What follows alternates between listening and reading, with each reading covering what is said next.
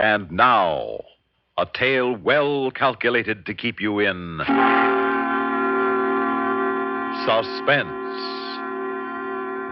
Listen now to Act One of The Black Door, starring Robert Reddick, featuring Ralph Camargo, and written especially for Suspense by Robert Arthur.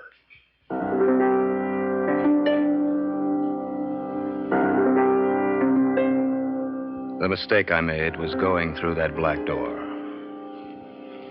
If I'd left it shut the way it was, sealed tight, everything would have been fine. I'd have married Marcia, become a full professor, had my name in all the papers.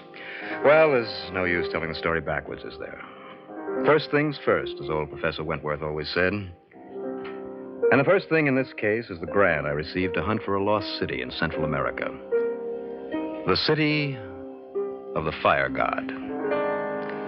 Which might mean something, or might mean nothing. Anyway, I got the grant from the university, chartered a modern helicopter for 3 months, flew it down to Central America, got the necessary government permissions, and made my base of operations the tiny little town of San Marcos on the coast. As nearly as I could figure from the manuscript, the city of the fire god was someplace among the mountains in that area. So I flew back and forth over the mountains in the helicopter, keeping a lookout for ruins in the jungle or the mountain valleys. And for 2.5 months, I saw nothing except trees and rocks. In the town, I was charitably looked upon as a crazy Yankee. And finally, even the children stopped staring at me. But I was getting pretty discouraged. And trying to forget my troubles with a glass of tequila in a little garden outside the town's only cafe, while some native with a guitar serenaded his girl nearby. Waiter? Wait.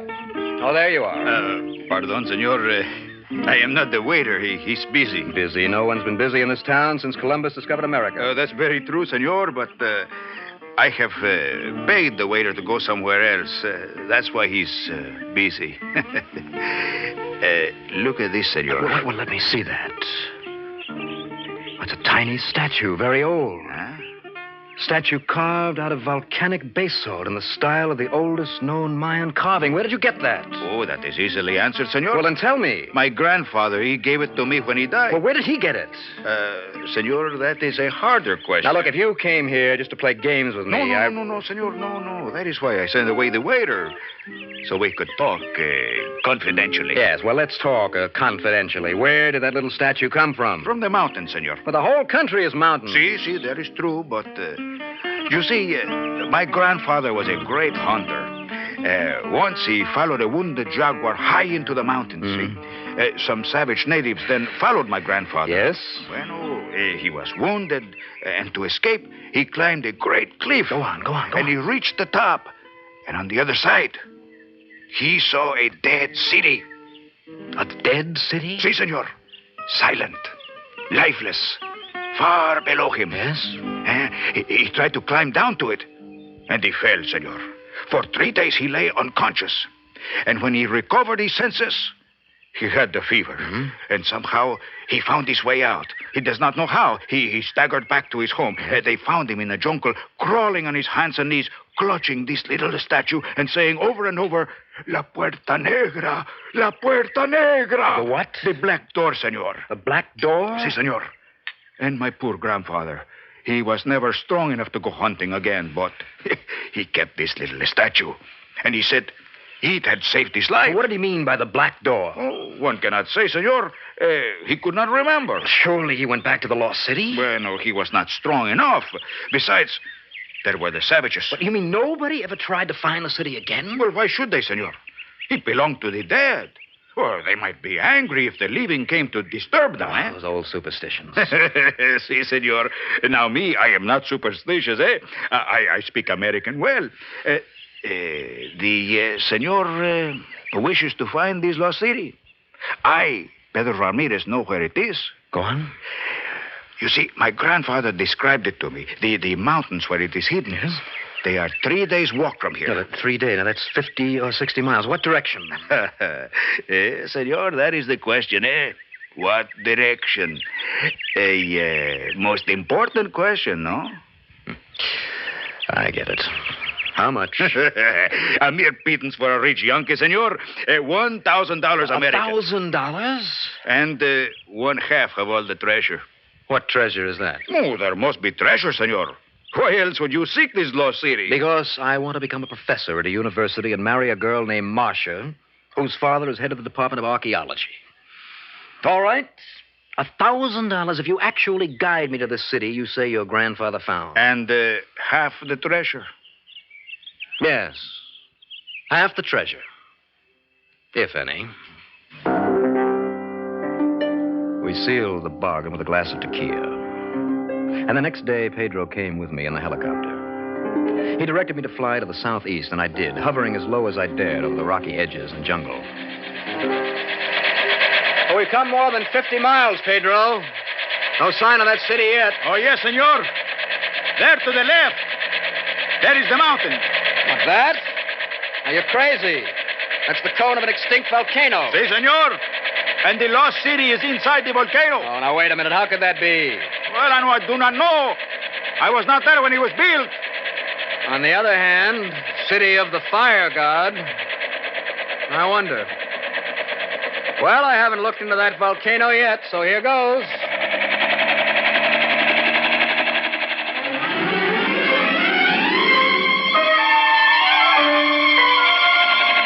We lifted high in the air over the top of the old dead volcano. And we came out over a deep circular valley grown up with jungle now. But there, in the center of the jungle, was a group of stone buildings dominated by a vast ruined temple. Senor! Senor! The lost city of my grandfather. Oh, it is rich with treasure. I have the feeling. Well, even if it isn't, this is one of the biggest finds in the history of Central America. We're going down now. We'll sit down on that level spot right in front of the temple.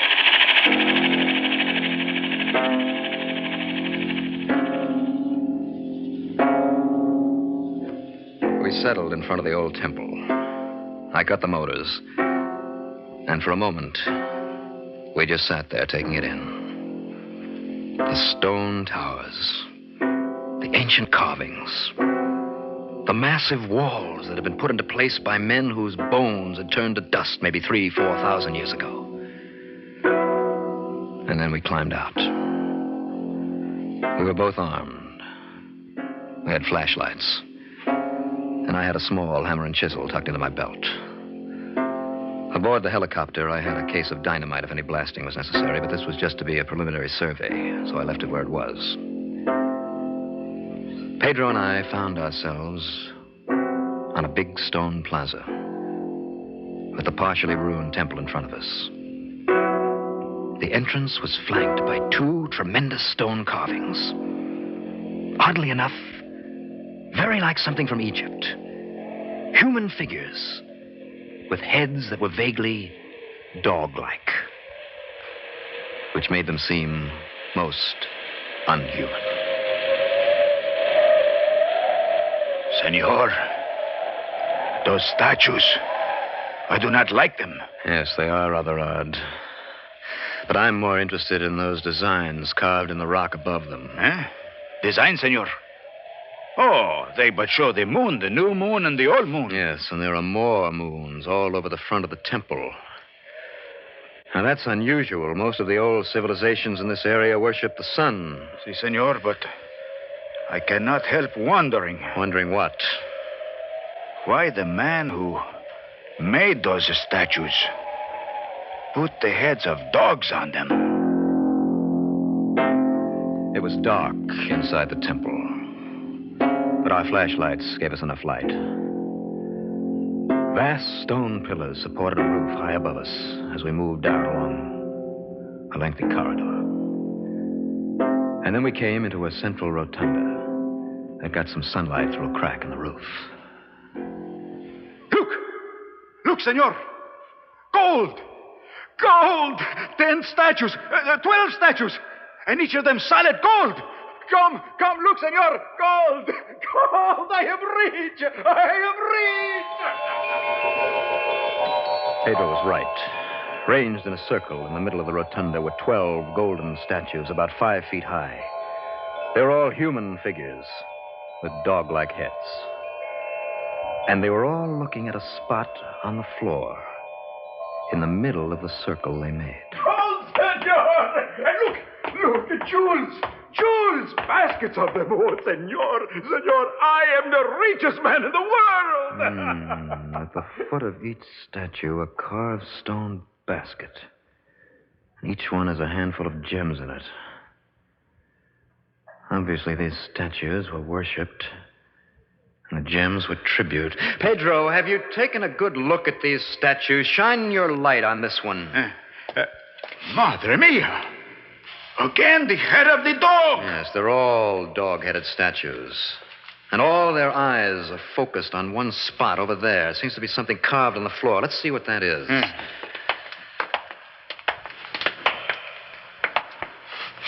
Ah, senor. Huh. That is most strange. A round black carving on the floor. Almost like a globe or a map. Good Lord. Do you know what this is supposed to be?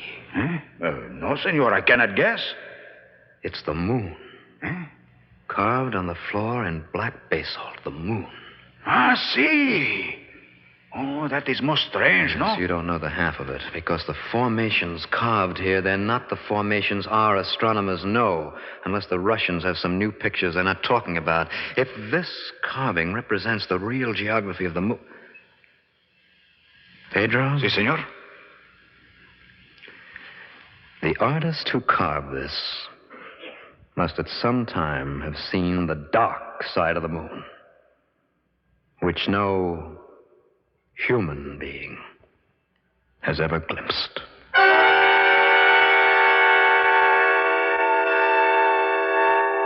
I know it sounds crazy, but the more I studied that round black carving, the more I was convinced it was an accurate relief map of the dark side of the moon. And then we discovered something else. Around the rim of that black disk was a series of crevices filled with tar. I dug the tar out, and under it, in each crevice, we found a small basalt statuette like the one that Pedro had originally showed me. In each crevice but one, which was empty. Senor, see? The story of my grandfather is true. This little statue he brought back, look. It just fits into this tiny hole. Yes, it does. The black door. This must be the black door that he talked about. Ah, sí, senor. La puerta negra. The black door. But how does it open? I don't know. Now, wait. Suppose we stand each of these little statues upright. Okay. Yes, they fit tightly like handles. Now, if we push them... Si, senor, we push. And it's turning. The black disc is turning. And now it's loose. Now we can lift it up. Let us lift it. Down there, maybe more treasure, eh? More gold, more jewels. All right. Now it's coming. See? There, it's open. And there's a well-worn flight of steps leading down into the heart of the old volcano. We stood there, staring down to that black passageway that seemed to go down endlessly. I didn't like the looks of it, but Pedro had gold fever. He thought that there might be whole vaults of treasure down below. I couldn't talk him out of looking, so I went along, too. The tunnel sloped downward, ever downward into the heart of the ancient volcano.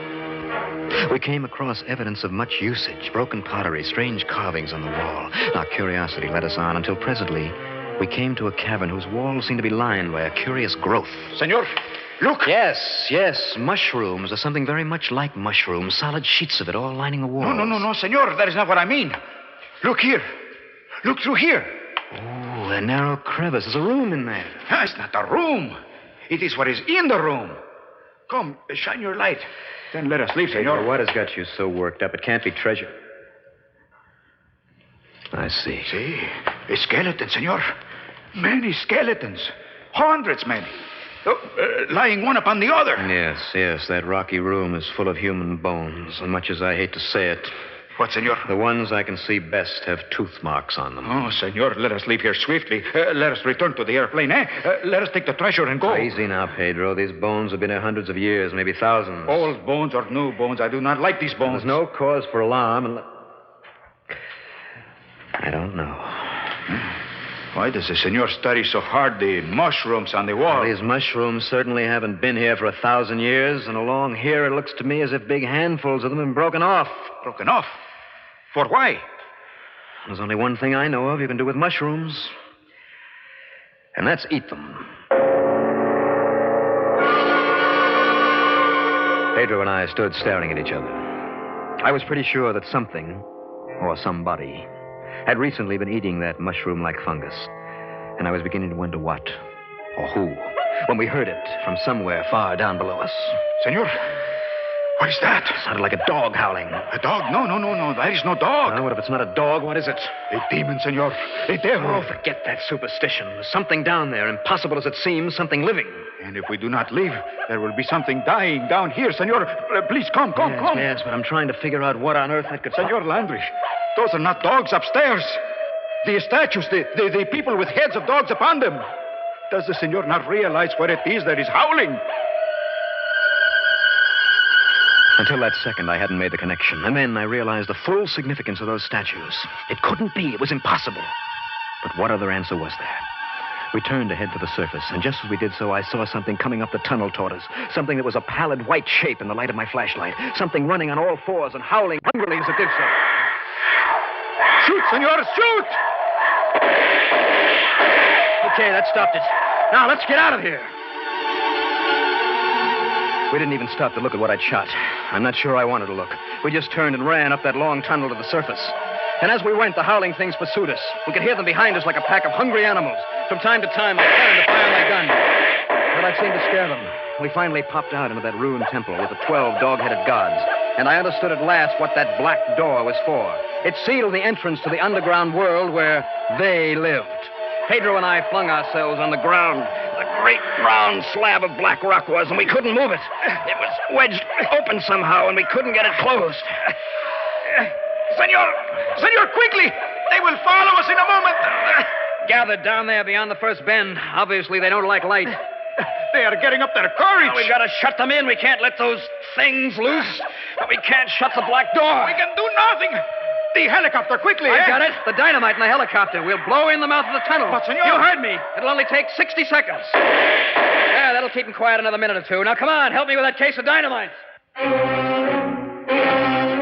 It took us less than a minute to get the case of dynamite, bring it back inside the temple, and light a fuse. And then I shoved the whole case down the steps into the black tunnel. Pedro and I hurried back into the open, scrambled into the helicopter, and started the motor just in case. Ah, Senor Landry. What is it? The treasure. The jewels. We did not bring them. We can get them after the tunnel is blown in. You don't want to tangle with those dog-headed creatures, do you? No, por los santos, no. But, Senor, what are they? They must be demons, for surely they are not of this world. Well, I agree with you, but they're not demons. Listen. That does it. Tunnel is closed for good. Now, Pedro... Senor, the temple is collapsing. And the earth is shaking. Senor, it's an earthquake. Pedro, there's only one place for us to go, and that's straight up.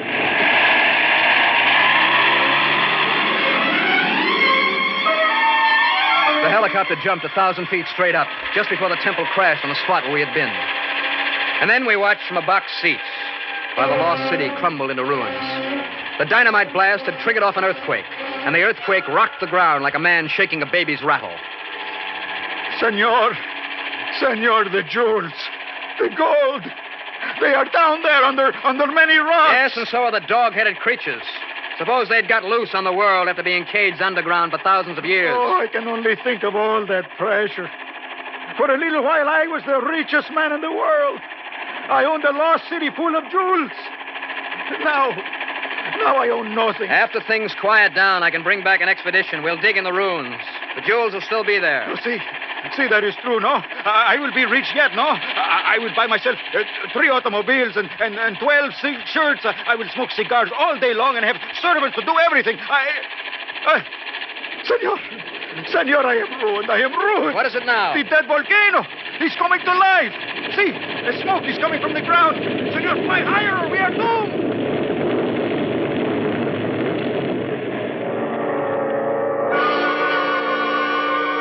Well, that tied it. The dynamite triggered an earthquake. And the earthquake opened up fissures leading far down to where the volcanic fires had been banked for thousands of years. And by the time we got 10 miles away, that entire mountain was blowing up in a vast spouting fire and ashes and molten rock. But somewhere down in the heart of that inferno was the lost city. The city of the fire god. It would have made my reputation. Enough treasure to pay off the national debt. And a howling mob of creatures you wouldn't want to meet this side of hell. Well, that's the story. You read about the new volcano, and now you know what caused it. Would you like to know my theory about those creatures? Well, it's this. 6,000 or 7,000 years ago, this old Earth had some visitors, refugees, you might call them. Some of them settled in Egypt, some in Central America. They brought some highly scientific skills with them, including the secret of overcoming gravity. They ruled for a while, worshipped as gods, and then died out. All except a few who found inside an old volcano a spot just about like home. The native priests managed to lock them in behind that black door and kept them prisoners. After the natives died out, the dog people existed underground, living on mushrooms and keeping their race alive on an animal level. Now they're gone now. But here's a tip for the Army and the Air Force. When you land your first missiles on the moon, keep your eyes open and your guns ready. Because inside those tremendous craters of the moon, living far underground where, maybe, there's still warmth and air, I have a hunch you're going to be running into people. Moon people. Who look a lot like us. Except for their heads.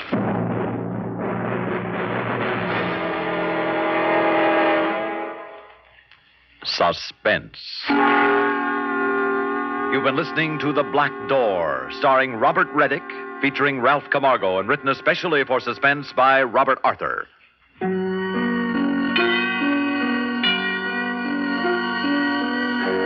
Suspense is produced and directed by Bruno Zerato Jr. Music supervision by Ethel Huber. Listen again next week when we return with Man Trap, written by John Roberts.